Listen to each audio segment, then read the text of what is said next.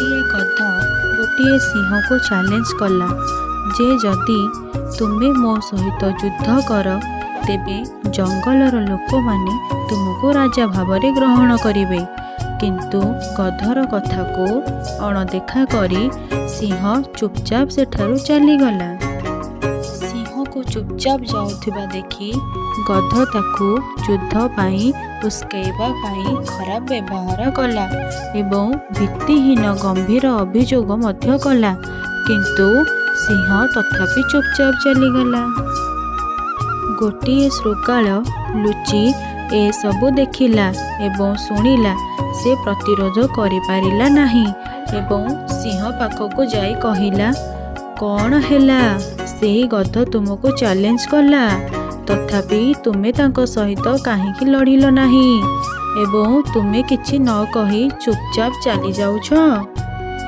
सिंह गंभीर स्वर रे उत्तर देला, मो सिंह मु जंगल राजा एवं सबुबेले सेहीपरि रहिबी। समस्त प्राणी एही सत्य विषय रे जानती। मते एही सत्य को काहाकू प्रमाण करिबाकू पड़िबो नाही।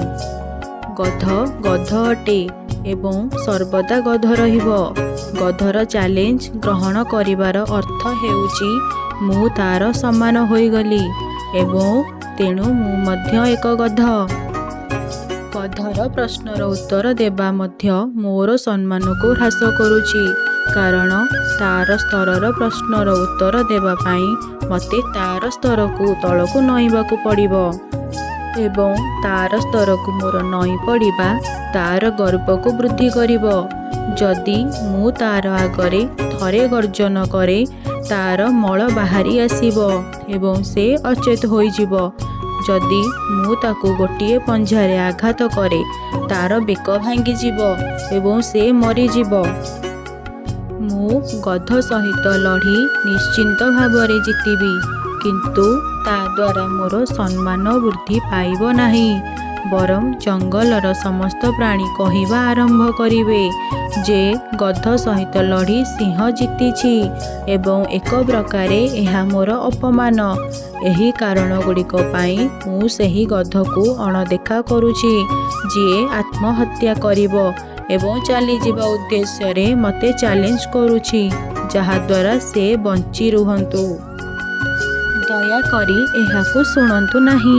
एही दृष्टांत को बुझीबार कष्ट केबे भी नियंतु नाही, कारण दुई पादिया गधंक अभाव नाही एवं गध गणना रे अर्थात गध गणना आपणकर मूल्यवान समय एवं मस्तिष्क नष्ट करिबारे कौनसी लाभ हेबार सुजोग नाही। किंतु हाँ, एही दृष्टांत को बुझीबा गुरुत्वपूर्ण, कारण जीवन रे हमको प्रतिदिन दुई पादिया गधंक सहित मुकाबला करबाकू पड़े एवं सेमानंको एड़ाइबा एवं चुपचाप आगको बढ़िबा भल।